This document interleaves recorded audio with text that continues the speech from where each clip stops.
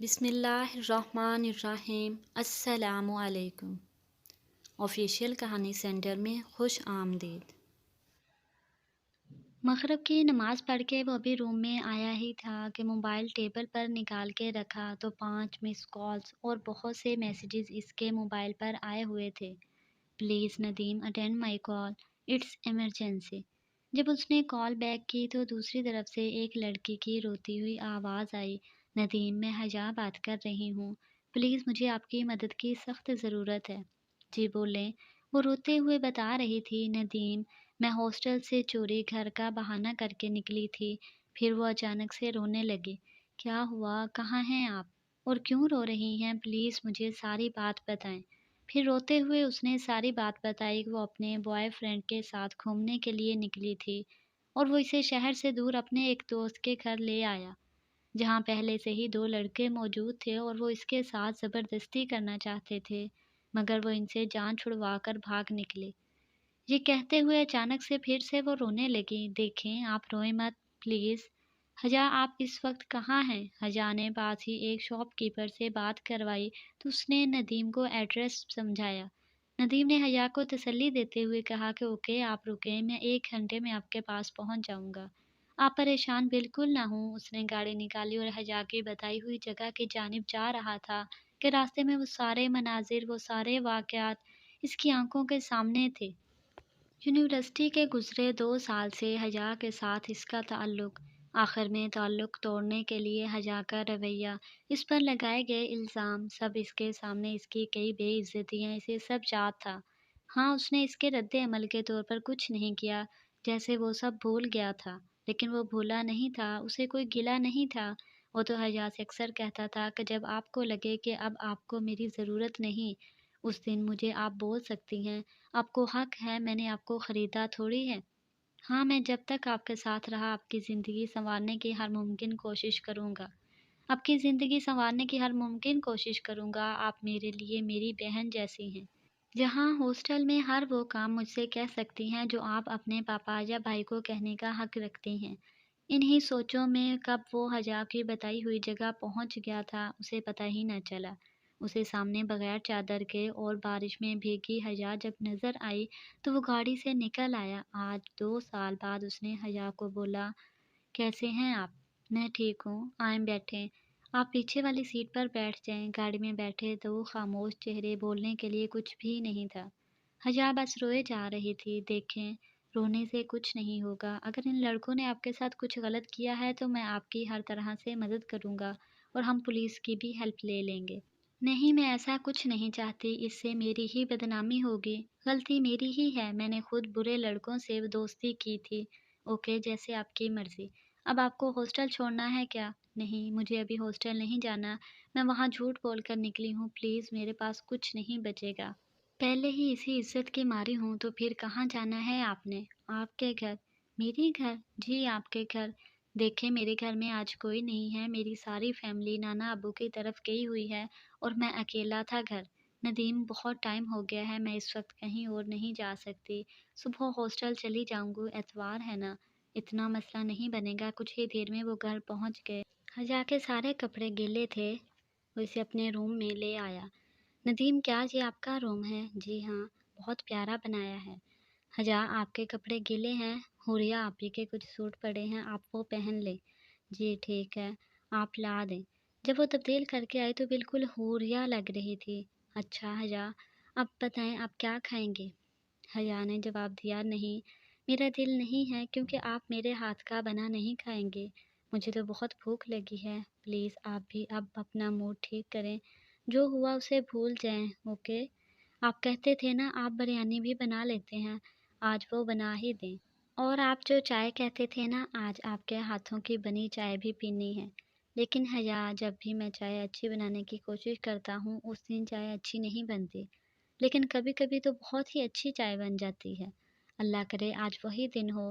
ندیم، آپ جیسی بھی بنائیں گے مجھے اچھی لگے گی، مگر اب بریانی میں پکاؤں گی۔ وہ دونوں مل کر بریانی بنا رہے تھے۔ واقعی حجا بہت مزے کی تو نہیں لیکن تعریف کے قابل ضرور ہے۔ پھر وہ اسے چائے بناتا دیکھ کے ایک دم ہنس پڑی۔ حجا، کیا ہوا؟ اتنی بھی کوئی محنت کرتا ہے ایک چائے بنانے کے لیے جتنی آپ کر رہے ہیں؟ یہ کس طرح بنا رہے ہیں آپ؟ جی میں ایسے ہی کرتا ہوں، پہلے آل پر ڈال کر کافی دیر ابال کے، جب ابل رہا ہو اوپر سے ٹی بیگ ڈال دیتا ہوں، اور پھر جو چائے بنتی ہے پھر لیپ ٹاپ کے سامنے بیٹھ کے مزے سے پیتا ہوں۔ حجا چائے پیتے ہوئے ایک دم سے بولی، ندیم میں نے آپ کے ساتھ بہت غلط کیا تھا، معافی کی حقدار نہیں ہوں۔ وہ رو رہی تھی۔ آپ مجھے معاف مت کیجیے گا، ساری سزائیں مجھے ملنی چاہیے۔ نہیں حجا، میں نے آپ کو معاف کر دیا تھا، میں نے آپ کے ساتھ کیا کچھ نہیں، تہمتیں، الزام، غصہ، گالیاں، کیا کچھ نہیں کیا، لیکن آپ نے ایک بار بھی بدلے کا نہیں سوچا۔ حجا آپ سے بدلہ؟ کس بات کا؟ میں کون ہوتا ہوں بدلہ لینے والا؟ بلکہ میں روز آپ کی حالت دیکھتا تھا تو خود کو مجرم سمجھتا تھا۔ شاید یہ سب میری وجہ سے نہ ہو رہا ہو آپ کے ساتھ۔ حجا میری تو آپ کے ساتھ بہت اچھی دوستی تھی، ایک ایسا رشتہ تھا جو ایک بہن بھائی میں ہوتا ہے، مگر کچھ برے لڑکوں کے کہنے پہ آپ نے ان سے دوستی کر لی، اور میرے منع کرنے پہ آپ نے مجھے ہی غلط کہہ کے مجھ سے دوستی توڑ دی۔ حجا میں ان لڑکوں کو اچھی طرح سے جانتا تھا، وہ امیر باپ کی بگڑی ہوئی اولادیں ہیں، تم جیسی لڑکیوں کو پھنسا کر غلط استعمال کرتے ہیں، اور نتیجہ آج تم نے خود ہی دیکھ لیا۔ اور حجا آپ ڈرے مت، آپ یہاں میرے ساتھ اکیلی ہیں، آپ میرے لیے نامحرم، اور شاید ہمارا ایسا ایک دوسرے کو دیکھنا بھی ایک گناہ ہو، اور جب دو نامحرم اکیلے ہوں نا تو درمیان میں تیسرا شیطان ہوتا ہے۔ لیکن حجا جہاں شیطان کی نہیں چلے گی، بات نیت کی ہوتی ہے نا، اور جہاں نیتوں کا واقف اور گواہ رب ہی ہے، اس لیے ہاں شیطان عمر بھر بھی کوشش کرے تب بھی نہیں کچھ کر پائے گا، وہ جہاں سے مایوس ہو کر جائے گا۔ آپ سے میرا تعلق جسم کا نہیں ہے، ہاں میں آپ سے ڈھیر ساری باتیں کرنا چاہتا ہوں، آپ سے اپنے سارے راز شیئر کرنا چاہتا ہوں، میں آپ سے ایسا تعلق چاہتا ہوں کہ جس میں بے حیائی والی کوئی بات نہ ہو، آپ کی وہ والی معصوم ہنسی دیکھنا چاہتا ہوں۔ ہاں میں آپ کے ساتھ گاؤں جاؤں، ہم گھومیں پھریں بالکل چھوٹے بچوں کی طرح، جہاں ایسی سوچ بھی نہ ہو۔ ہاں آپ میرے ساتھ مذاق کریں، میں آپ کا ہر فائدہ چاہ سکوں، آپ کی دنیا و آخرت سنوار سکوں اپنی بہن کی طرح۔ آپ بھی حوریہ جیسا ہر حق مجھ پر رکھو۔ میں آپ سے بوائے فرینڈ والا رشتہ نہیں رکھنا چاہتا، بوائے فرینڈ بہت گھٹیا لفظ ہے۔ ہاں میں آپ سے وہ والا رشتہ، وہ تعلق چاہتا ہوں جو میرا اپنی بہن سے ہے۔ میری خواہش ہے آپ مجھ پر اس مرد جیسا اعتماد کر پائیں جسے آپ بھائی کہتی ہیں، میں آپ کو تحفظ دوں۔ حجا بات تو صرف نیتوں کی ہے نا، اگر ہم اپنی نیتوں تک کو صاف کر لیں تو سب اپنے بن سکتے ہیں، بس سمجھنا ہی تو ہوتا ہے، بس خود کو ہی تو کہنا ہوتا ہے کہ وہ میرا اپنا ہے، میرا بالکل اپنا۔ ندیم آپ میرے بالکل اپنے ہیں، جس نے میری ہر وہ بھلائی چاہی جو مجھے تحفظ دے، جو مجھے کامیاب کرے۔ ندیم آج ایک بات بتاؤں، عورت کی آنکھوں میں اللہ تعالیٰ نے سینسر لگائے ہیں، یہ پہلے ہی نظر میں پہچان لیتی ہے کہ کون کیا ہے۔ یہ تو مرد کی آنکھوں سے سوچوں تک کا اندازہ لگا سکتی ہے، اگر پھر بھی یہ دھوکا کھا جاتی ہے تو جان بوجھ کے، خود کو دھوکا دے کے، بالکل میری طرح۔ حجا میری ہمیشہ سے ایک خواہش تھی، کیا آپ پوری کر سکتے ہیں؟ جی آپ بولیں۔ آپ کو نماز پڑھتا ہوا دیکھوں، آپ کتنی معصوم لگتی ہوں گی۔ چلیں میں وضو کر کے آئی ہوں، آپ بھی وضو کر لیں۔ وہ سامنے نماز پڑھ رہی تھی، بالکل میری بہن حوریہ کی طرح۔ ندیم کے دعا کے لیے ہاتھ اٹھے، اے اللہ میں جانتا ہوں حجا میرے لیے نامحرم ہے، لیکن آپ تو میری نیتوں تک سے اچھے سے واقف ہیں نا، آپ کو سب پتہ ہے نا، آپ سے کچھ نہیں چھپا، اور نہ میں چھپانے کا مجاز ہوں، اس لیے ایک نامحرم والا بوجھ گناہ حجا کے حصے میں نہ ڈالیے گا۔ آپ تو میرے تعلق جو حجا سے ہے سب جانتے ہیں نا، اور حجا نے ہر دم مجھے کے قریب کیا ہے۔